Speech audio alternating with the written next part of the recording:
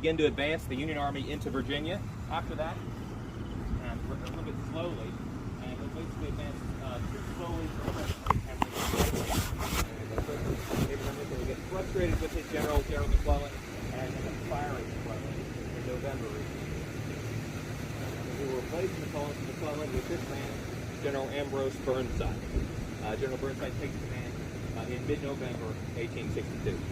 Now, at that time, the Union Army, Burnside's army, is concentrated in Warrenton, about 40 miles northwest of here.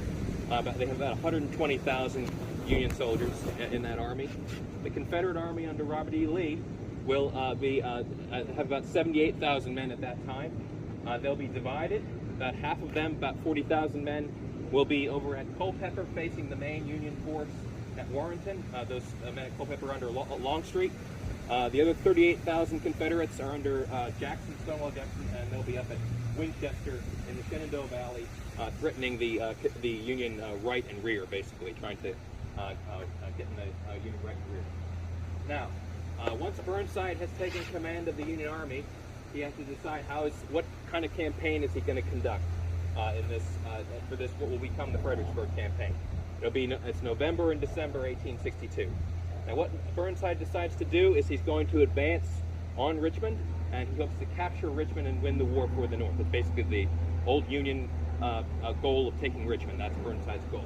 Now, in order to capture Richmond, he decides to advance through Fredericksburg. He doesn't necessarily want to fight a battle here. He wants to basically advance through Fredericksburg and use it as a base.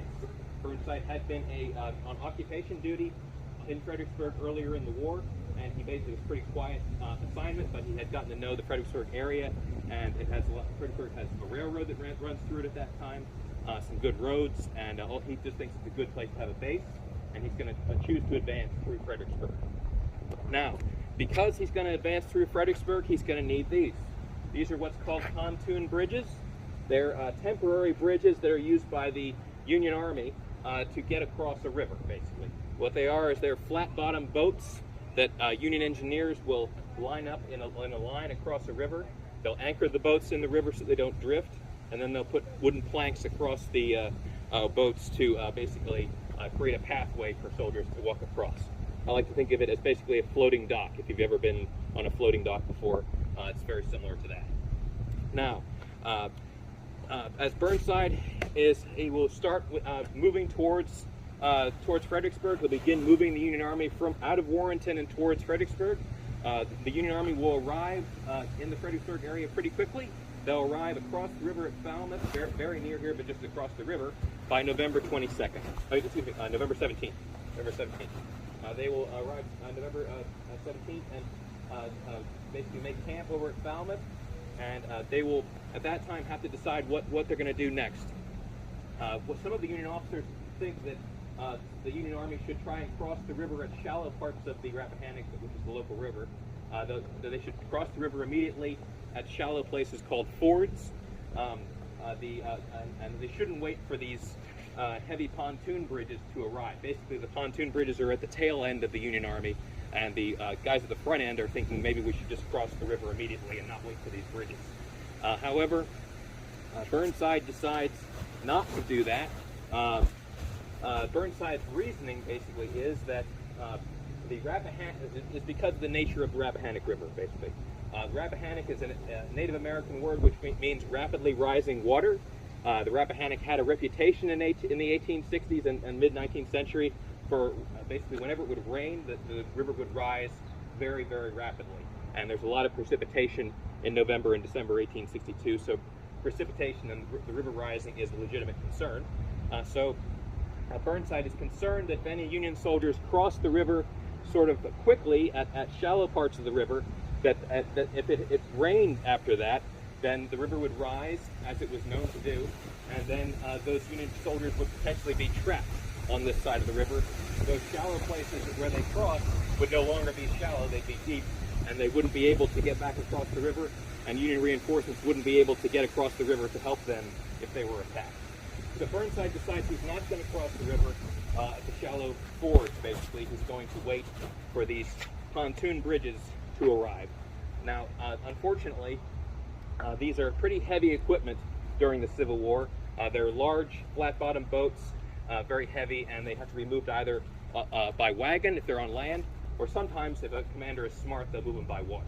But either way, they take time to get here, and they will take 10 days, basically, from the Union Army arriving on the 17th, November 17th, the pontoons don't arrive for another 10 days after that.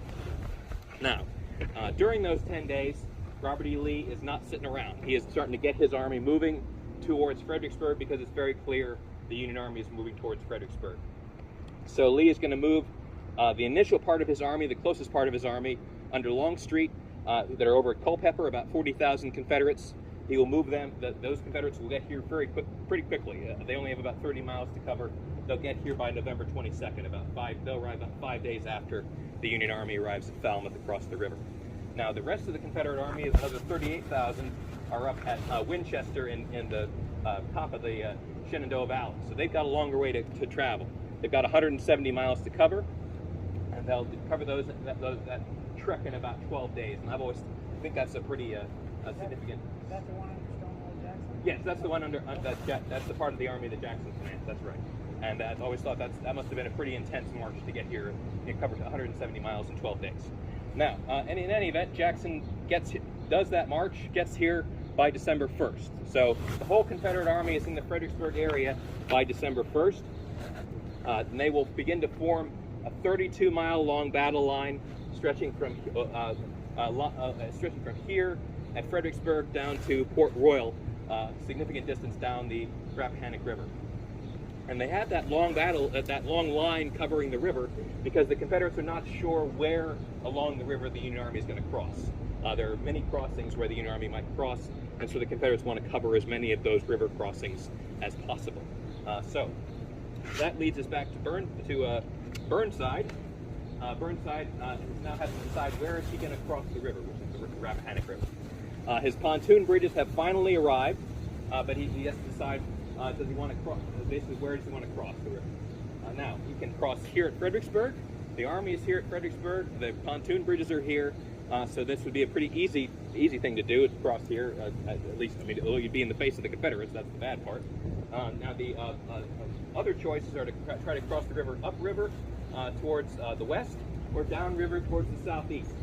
The problem with crossing upriver or downriver is that it's November and December in 1862, and these are dirt roads over on the other side of the river that Burnside's army would have to use to get around. And if there's a lot of precipitation in November and December, and all that precipitation turns the roads a little bit soggy, and tens of thousands and up to 120,000 men trying to use those roads will turn those roads into a very muddy situation and just a bad place to try to move men around.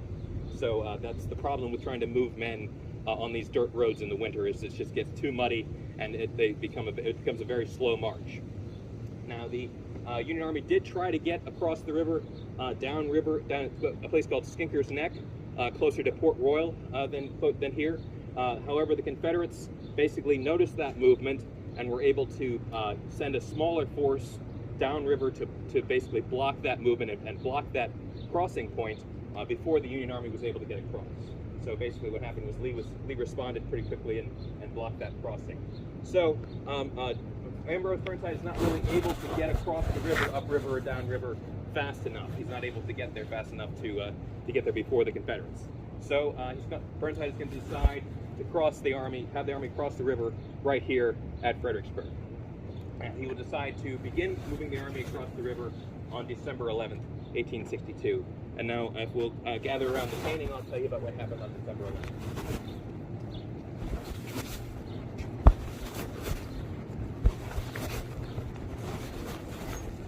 Now, a couple things I want to get a note about the painting before we get into the details of the Union crossing are the terrain. As you can see in the painting, there is a wide area of open ground in the painting in the middle of it that extends from where we are, where the Sunken Road is, about a half mile of open ground that extends all the way down the painting, basically across the painting, down to Prospect Hill. There's a lot of open ground here between where the Confederates are and where the Union Army is beginning their attack from.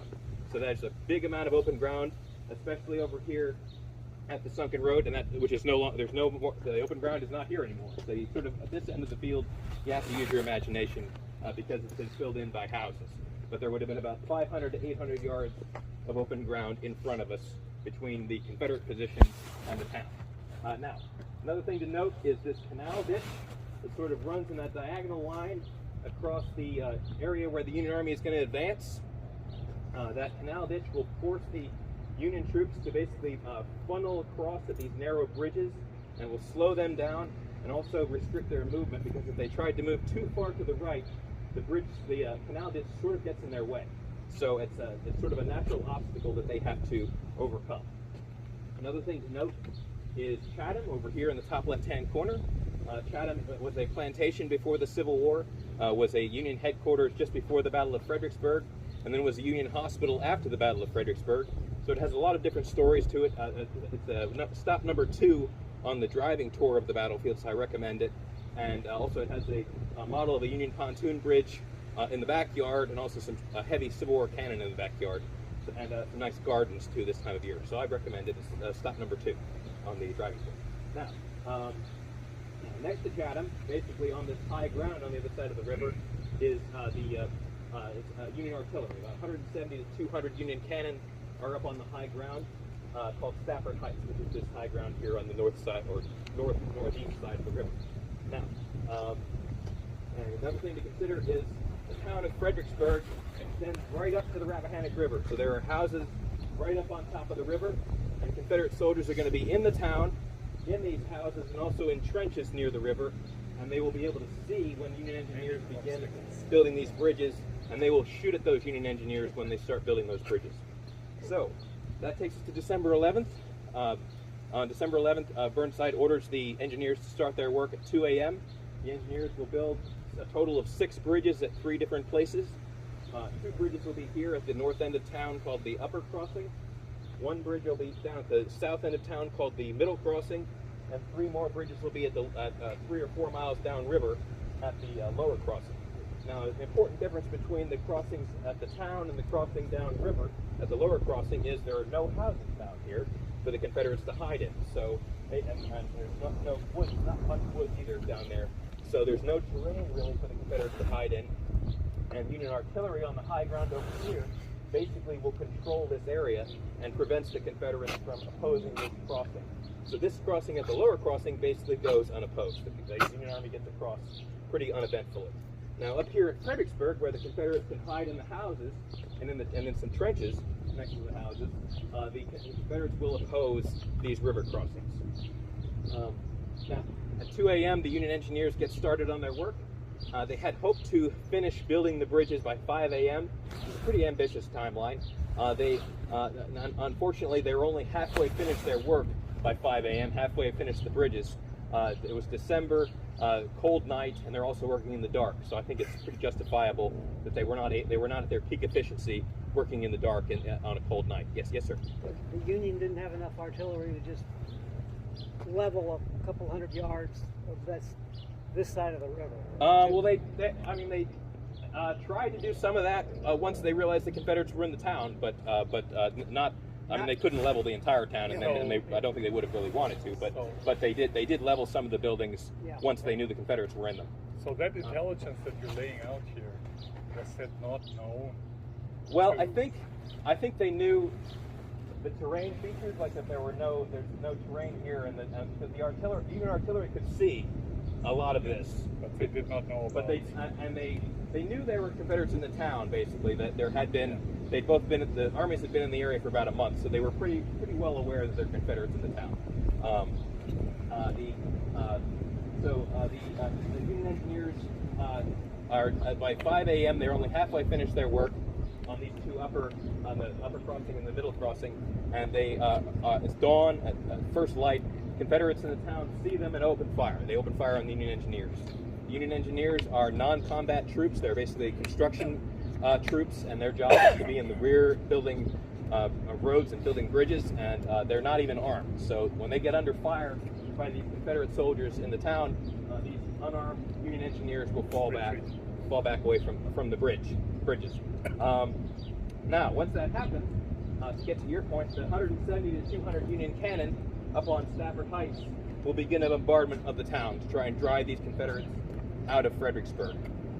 That succeeds in destroying some houses. About 80 buildings in the town, roughly 10% of the buildings in the town, are damaged or destroyed by artillery fire between December 11th, the crossing day, and December 13th, the day of the battle. There was artillery fire on 2 different days, the day of the crossing and the day of the battle, which was 2 days later on the 13th. So between those 2 different artillery exchanges on the 2 different days, we think about 80 buildings in the town were damaged or destroyed, about 10% of the buildings.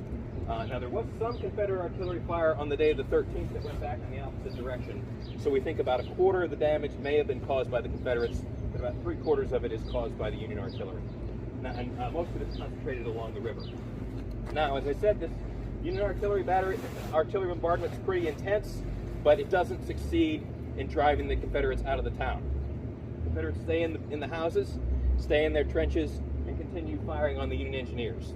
The next plan that Union High Command comes up with is to do an amphibious assault across the Rappahannock. They will get in these flat-bottom boats that you see in this photograph, and they'll just, instead of using them as a bridge, they'll just use them the way boats are intended and row them across the river. About 3 regiments of Union infantry will get in the boats and row them across here, and also some here, and they will basically make an amphibious crossing under fire. It's considered to be the first amphibious crossing under fire in the Civil War. There had been one earlier in the U.S. history during the War of 1812, but it's definitely the first one in the Civil War, and these men had no training for how to do this. They just learned how to do it as they were doing it. Now, once these men get across the river, they make a sort of a beachhead. They will be going house to house, clearing out the Confederates from the houses, and this is considered to be the first house-to-house or urban combat of the Civil War. There had been some earlier on in U.S. history during the Mexican War, but this is definitely the first in the Civil War, and these men, like I said before, have no training for urban combat either. They're just learning it as they do. Now, the fighting in the town goes on for a few hours. The Confederates, by 5 p.m., have been able to delay the Union advance across the river for about a day, and their commander, General Barksdale, who's still in command in the immediate front line in the town, he decides they've done enough and he's going to withdraw his men out of the town. And the Confederates in the town will withdraw south to the main Confederate line at the Sunken Road. There was also Confederates at the Prospect Hill, but these men in the town will withdraw to the Sunken Road. Now, that takes us to the 11th. The Union Army, by the end of December 11th, secures the town, completes the pontoon bridges, and on the 12th, they continue bringing Union troops across the river, forming into long lines of men in blue, getting ready to make their attack on the 13th. The main battle of Fredericksburg will be on December 13th. The Union plan is for 2 attacks to take place. One attack will be here at the Sunken Road on the high ground behind you. Another Union attack will be down here at Prospect Hill at the other end of the battlefield. The Union attack at the Prospect Hill gets started first, a little bit earlier, about 10 a.m. About 3 Union divisions will go in to make this attack. 2 of them will be the most heavily engaged. They'll be General Meade's division will be in the most advanced, and Gibbon's division will be behind him. Meade and Gibbon's division will basically pass over the railroad tracks. Meade's division will get into the woods and break through the Confederate line. Stop 5 on the driving tour map is the Union breakthrough point, and I recommend that stop. It talks about the Union breakthrough down at Prospect Hill. Now, as I said, Meade's Pennsylvanians get into the woods at Prospect Hill, break through the Confederate line. However, the Confederate line at Prospect Hill is about 4 divisions deep. They had a very deep line down there.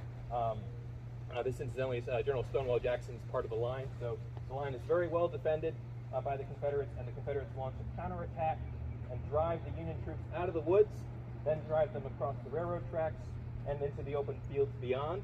Some Confederate troops get into those open fields beyond, and the fighting there is called the Slaughter Pen Farm. The Slaughter Pen Farm is on the park tour map. If you're interested, it's on the driving tour map. It isn't part of the national park itself. It's owned by the American Battlefield Trust. But it is open to the public, so you can go to the Slaughter Pen Farm to see it, and it's open to the public and has some interpretive plaques with information. And we'd be happy to help you find it on the map if you're interested in going there. The Confederate attack, the Slaughter Pen Farm, is repulsed by the Union artillery, basically, and the Confederates fall back to the Prospect Hill. and basically to stalemate. The Union Army stays by the river. Confederates hold Prospect Hill. So basically, defensive Confederate victory at Prospect Hill. Then over here, that ends about 2:30 p.m. Basically, it goes from 10 a.m. to 2:30 p.m. 2:30 p.m. the combat down at Prospect Hill is finished. Then over here at the Sunken Road, that fighting starts at about 11 a.m.